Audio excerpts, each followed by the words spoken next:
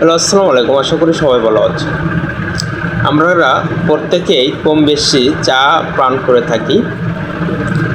এখন আমাদের শরীরের জন্য কোন চা ভালো এবং কোন চা খারাপ সে বিষয়ে কথা বলব।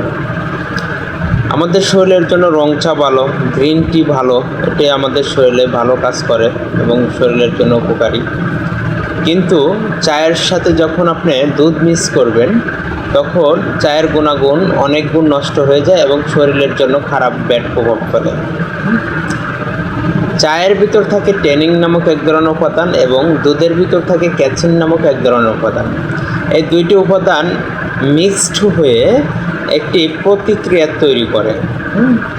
এই প্রতিক্রিয়ার ফলে আমাদের পাকস্থলীতে আলসার পর্যন্ত হতে পারে এবং ঘাও হতে পারে। আলসার থেকে পরে ক্যান্সারের রূপ নিতে পারে।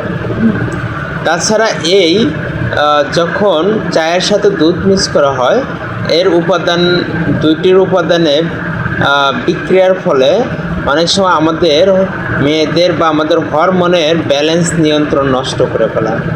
তাছাড়া চায়ের সাথে যখন দুধ মিক্স করা হয় তখন চায়ের যে অ্যান্টিঅক্সিডেন্ট থাকে সেটি কার্যক্ষমতা নষ্ট হয়ে যায়। তাছাড়া যাদের ওজন বেশি, অতিরিক্ত ভুঁড়ি, তারা যদি দুধ চা নিয়মিত খেয়ে থাকেন তখন এটি আরও আপনার শরীরের জন্য খুবই মারাত্মক প্রভাব ফেলবে। কারণ চায়ের সাথে যখন দুধ মিক্স আর চিনি মিক্স করা হয় এর ক্যালোরির পরিমাণ অনেক গুণ বেড়ে যায় এবং এতে ফ্যাটের পরিমাণও বেশি থাকে, যেটা আপনার শরীরের জন্য খারাপ প্রভাব ফেলে। এখন আপনি চয়েস করেন আপনি কোন চা খাবেন, কোনটি আপনার শরীরের জন্য ভালো। মেয়েদের দুধ চা বেশি খেলে এতে ব্রণ, স্কিনের নানান ধরনের প্রবলেম আসবে।